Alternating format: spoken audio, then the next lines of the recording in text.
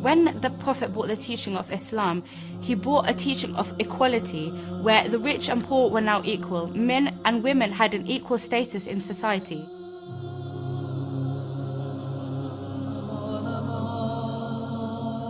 He was telling the world two things. One was how to treat daughters with respect and how to respect women in general, and also the fact that in times to come, he will be indebted to Fatima and her progeny for the propagation and survival of his divine message. The message of love, of equality, of justice, of peace, and not a message of what Islam has now is interpreted to be. At a very young age, she accomplished so much. In 18 years of life, we find that she leaves a legacy like none other. She is one woman who is the axis between both imamat and nabuwat. To have someone like Fatima Az Zahra is a treasure. It's really something that, instead of having it only in books and words, and you should be like this, and you should aspire to be so, when you actually see a person becoming like that, it really encourages you and tells you that this is possible. It's possible to be generous like Fatima. It's possible to be wise like Fatima. It's possible to be firm in faith like Fatima.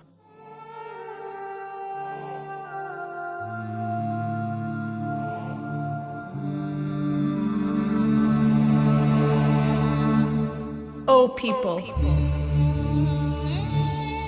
know that I am Fatima, and my father is Muhammad. I will say that repeatedly and continuously. I do not say what I am saying mistakenly, nor do I do what I do aimlessly. A messenger has come to you from among yourselves. So if you know him and you know who he is, you will see that he is my father, not the father of any of your women.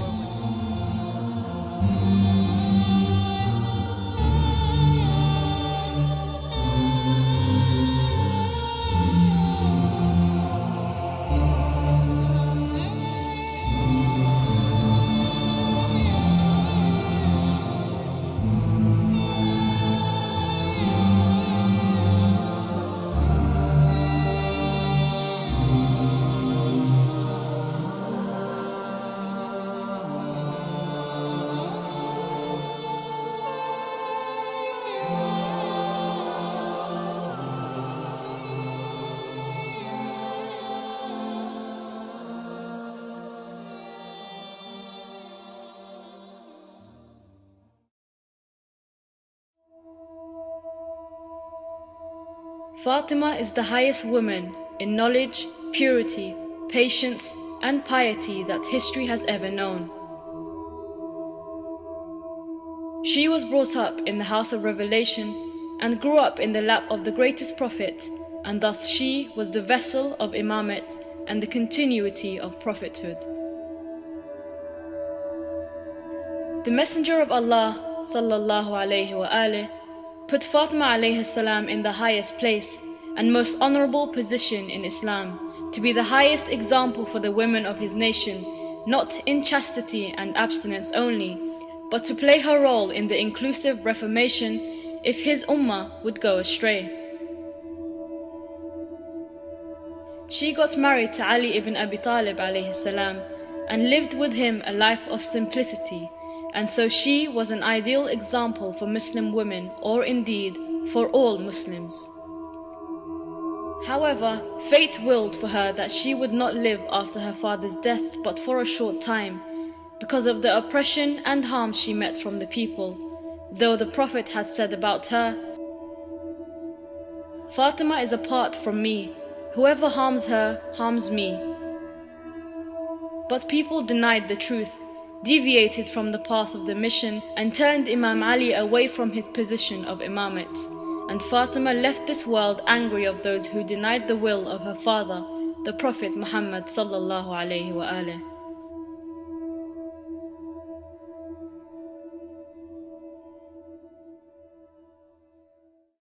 Fatima Az Zahra was born in a difficult time when women were traded as goods, where they were disrespected, and also when men did not see women as a source of either education or inspiration. Pre-Islamic Arabia was a very unfair, unequal society. Women had no status whatsoever in pre-Islamic time. For example, women could not inherit. In fact, women were inherited themselves. When a man died, his children would inherit their mother. Because women were not considered as human beings by the Quraysh, the Arabs of the time. They counted them as amongst the cattle. I mean, for women were more important than the cattle, but cattle was also very important. They were categorized as cattle. They were seen as nothing more than a vessel of desire for men.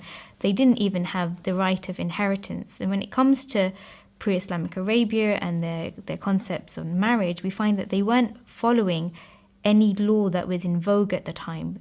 Men were allowed to have as many wives as they wanted. Women were subjugated to a lot of torment by their husbands in order to give up their right of dowry. They would trade their sons and their daughters and their family members. We read some of the narrations that sometimes a woman would be married to more than one person at a time.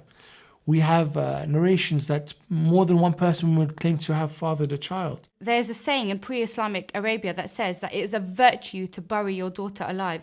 Having a daughter was seen as such an unfortunate situation for a family, and families, men often would bury their daughters alive to take away the shame from them that they had a daughter in their life. And they named their names of their sons that reflected violence in such a way like to scare the enemy. So you had Sakhar, rock, harb, war, and so on. They named their sons in this way to encourage that mentality of using violence to gain strength over others. That was the time in which, and that was the setting in which Rasulullah sallallahu alaihi wasallam arrives. And so in this environment, in this heavily racist, prejudiced, sexist, discriminatory environment, came the message of Islam.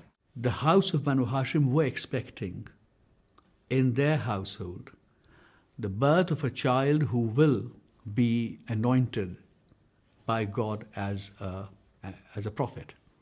And all the signs pointed to Rasulullah in his childhood. In Islamic Arabia, the Prophet used to trade items such as clothing and food, and he would go to places as Syria and Yemen and trade items. When people used to trade with the Prophet, they would realize that he would not trick them, nor would he try to get more money for an item than would be lawful. He was known in Mecca, whenever anyone wanted to travel, they would leave their wealth and possessions in the safekeeping of the Prophet because they knew him to be the most trustworthy person in all of Mecca. He acted almost like a bank for people, somewhere where they could leave their money safely and come back and find it untouched. In fact, what they used to do is when they would weigh items, if they were weighing food, they would put dust or sand inside the scales to make it weigh more, and they would charge more and give them less items. That is the corruptness of the time in Arabia. However, the Prophet, they noticed that he was so honest that he would give the amount that was due, and he would only take the amount that was due.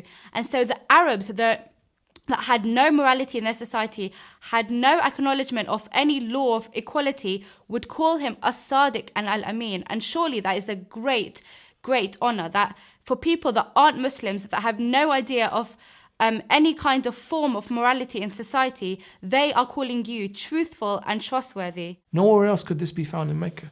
They never heard him lie. They never heard him utter any words that were unbecoming of a noble person. Prophet Muhammad suggested to his uncle Abu Talib, who loved him so much, that he wanted to trade with the money of Lady Khadijah, and Abu Talib agreed to his suggestion. It was his uncle Abu Talib who encouraged him to trade with the money of Lady Khadijah by saying to him, "Oh my nephew, I am a man of no money, and life is difficult for us, and severe years have struck us and left us neither with money nor with trade. These are the caravans of your people, ready to go to Sham, and Khadijah sends men to trade with her money and get profits. If you go to her, she will prefer you to all others, because she has been informed about your fidelity and purity."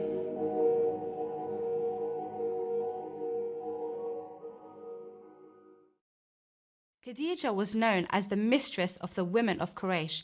She had wealth beyond imagination, and many men in pre-Islamic Arabia would use Khadijah's money to trade, and that's how her capital became so huge. She was known that her money gave survival and life and employment to thousands of people.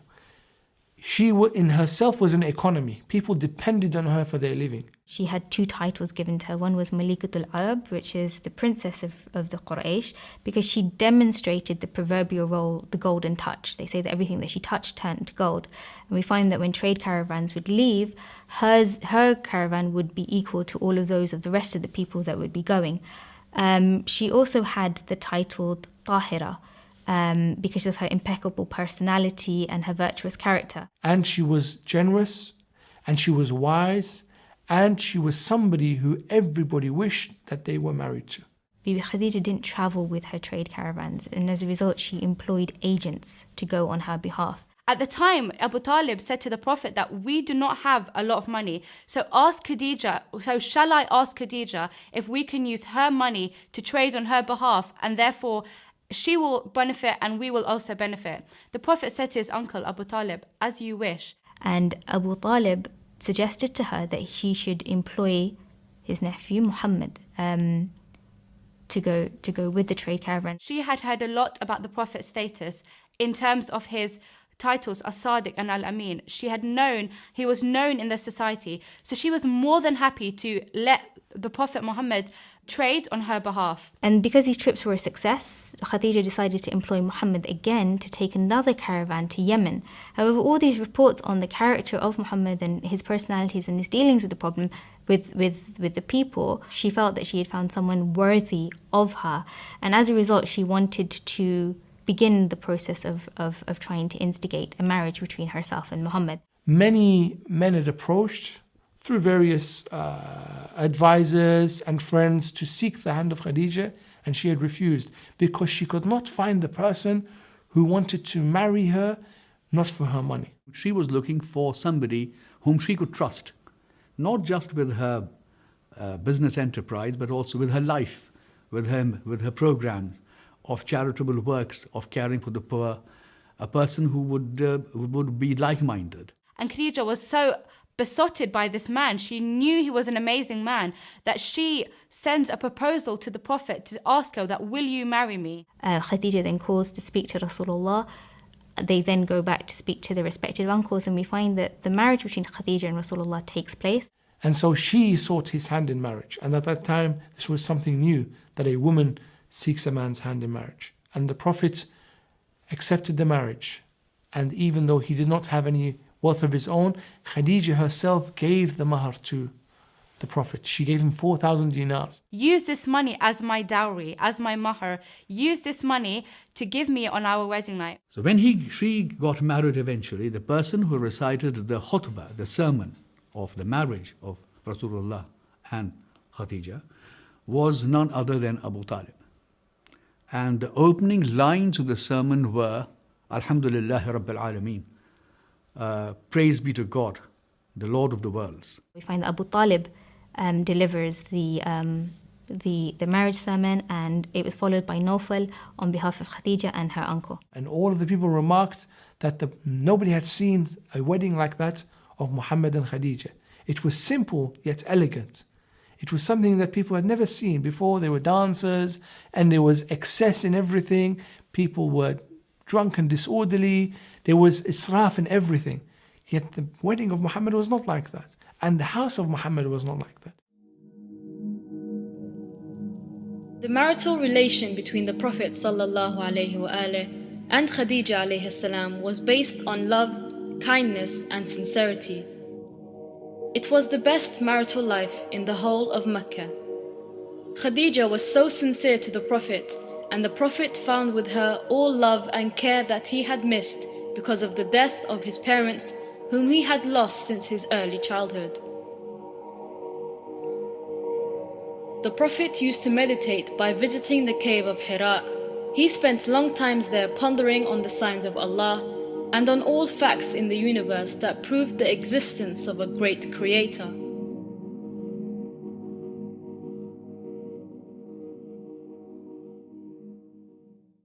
He would spend lengthy time there thinking and pondering about the different things that he had seen. And it is there that he got the first revelation of Islam. And Jibreel appeared, according to one tradition, he came with other angels, a contingent of angels arrived, not just.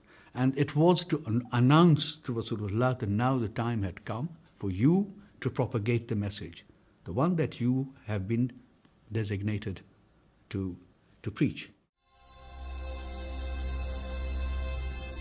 اقرأ باسم ربك الذي خلق خلق الإنسان من علق اقرأ وربك الأكرم.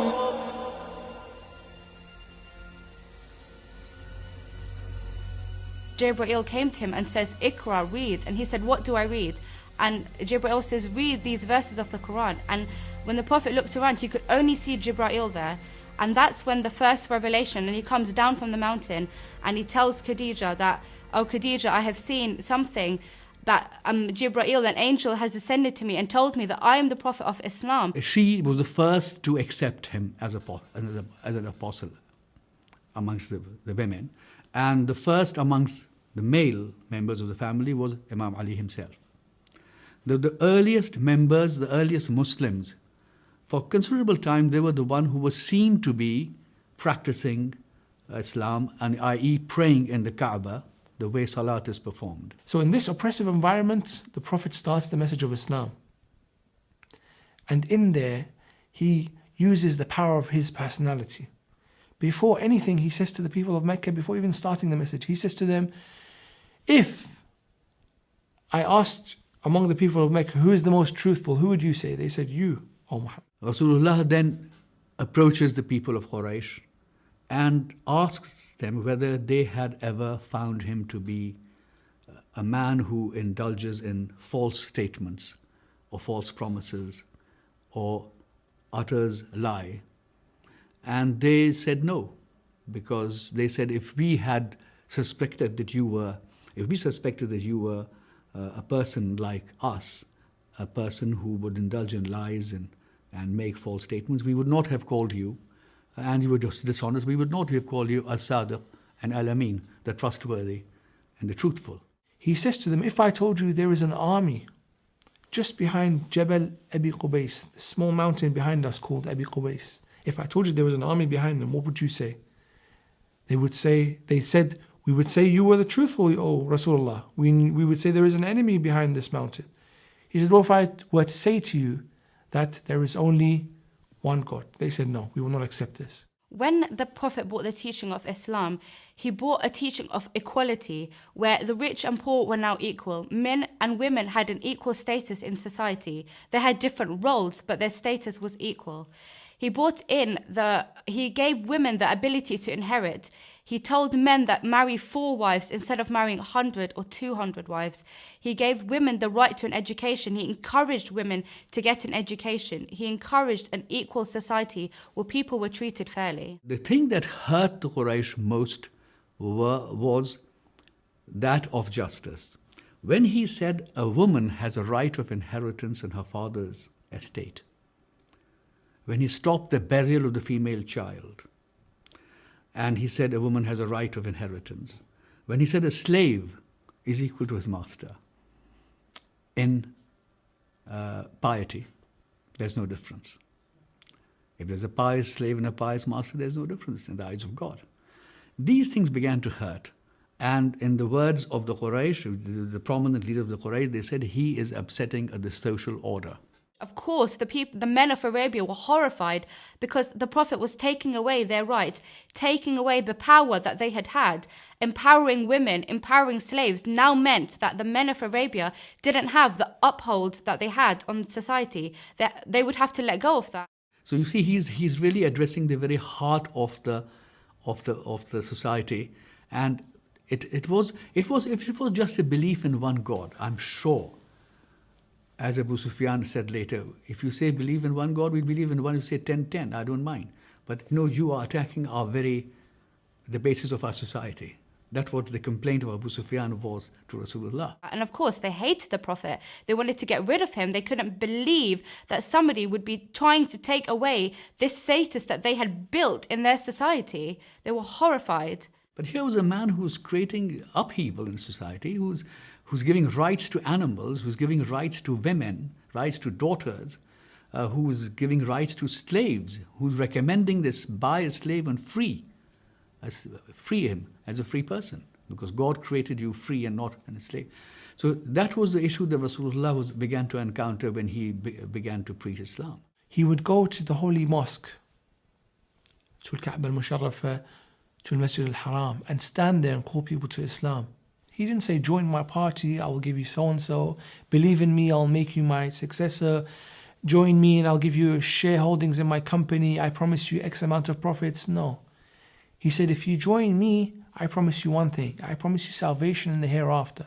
I promise you that what you gain in this life will be multiplied in the hereafter. He was also maltreated for that. I mean, if he walked through the streets of Mecca, dirt was thrown at him, and he was abused, and he was chased by street urchins. And the person who defended him at the time was Imam Ali, who was in his youth, at about 10 to 12 years old, and he would be able to fight off these street urchins and protect Rasulullah. We know from history that when Imam Ali was born inside the Kaaba, the Prophet, after 3 days, comes to the Kaaba and the doors of the Kaaba break open, and Fatima bint Asad comes out and she's holding this baby, and the Prophet takes Imam Ali in his hands, and he is the one, and Imam Ali opens his eyes, and the first person that Imam Ali alayhi salam sees is the Prophet. And from that time, Imam Ali and the Prophet's link and their relationship budded. He raised Ali ibn Abi Talib like a son. Amir al-Mu'mineen says that I would walk behind the Prophet and follow him wherever he went, like the offspring of the camel. Wherever its mother goes, the calf would follow. I was like this with the Prophet. The Prophet would chew food for me when I was an infant and feed me it. The Prophet would hold me by the hand and say, listen to what I have to say. And every day he would educate me and teach me. I learned from the Prophet everything that a person could wish to learn. Anytime that the Prophet was attacked, Imam Ali would step forward. He was only a young boy at the time, yet he would step forward and protect the Prophet. He would look after him. He was the first one to believe in him.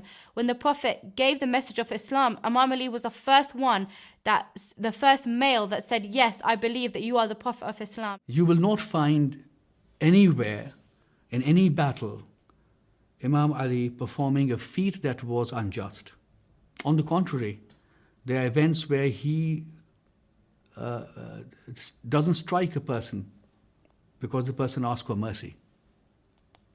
He overcomes his opponent, but the moment the person asks for mercy, he walks away. During the marital life of Khadijah and Rasulullah, we find that one day Jibreel descends on Rasulullah and he says to him that, O Muhammad, Allah sends his salutations upon you and he commands you to refrain from Khadijah for 40 days. So the Lady Khadijah was very upset by this, but she also understood that this is the knowledge of Allah. So the Prophet goes and for 40 days he stays away from Khadijah in another house. And he fasts for 40 days and he prays for 40 nights. During this time, we are told that he stays at the house of Fatima bint Asad, which is the mother of Amir al-Mu'mineen, and he sends a message via Ammar Yasir to Bibi Khadijah to tell her that his separation is not due to him forsaking her or abandoning her, but it was commanded from Allah subhanahu wa ta'ala, and therefore, as a result of that, they should expect nothing but benevolence from this. The Prophet, on ascension to the heavens, Al-Mi'raj, when he was called to his Lord to meet with him and to reach that place that nobody else had reached, during that event, the Holy Prophet was given food. And he was presented with heavenly food, and he was told to eat of this specifically. And we find that it was after the eating of that food and the preparation of the soul through prayer and fast, that it was on that night that we hear of the conception of Sayyidah Fatima. Khadijah tells us that she feels the weight of Bibi Fatima in her womb. So from that time, they knew that Fatima Az Zahra, she was created from the food of Jannah. She was that pure that Allah gave a special food to the Prophet for her to be created. And the Prophet and both Khadijah were told that this would be Fatima. The name was chosen by Allah. Fatima comes from the word Fatima, which means to wean, and we find that those who are the believers and followers of Sayyidah Fatima are weaned away from the fires of hell. We find that during the term of pregnancy, Bibi Khadijah tells us that she could smell Jannah coming from her. In fact, she even conversed with Bibi Fatima while she was in the womb. She talks to me, she makes me happy. Tu'nisuni. She speaks to me and comforts me in this difficult time. And so I talk back to the child. And the Prophet would say, what a blessed child this is, that already in the womb of her mother she was talking to her mother. When it came to the time of labor, we hear that the midwives of Arabia didn't want to help her. And consequently, she was faced with a dilemma of having to deliver this child on her own. Nobody else would help Khadijah. And so she decided to call out for help. She called and she cried out to Allah to help her in these times. The baby inside her cried, don't worry, O mother, things will go according to Allah's plan. And the narrations say that Khadijah was then surrounded by 4 women who announced themselves to her. We hear that Bibi Hawa, we hear that Bibi Asiya, Bibi Maryam, and Kulthum come down from the heavens, and they helped deliver Sayyidah Fatima in her birth. And after this event, the Prophet was told, O Prophet, congratulations on the birth of Fatima, your daughter Fatima. And the Prophet took Az Zahra salamullahi alayha and immediately began her upbringing, immediately began educating Fatima Az Zahra, not through teaching of books and words, but through the light and the wholesomeness of the akhlaq and moral upbringing of the Prophet, and feeding this into Fatima Az Zahra so that she would then be able to pass this on to her sons, the holy Imams.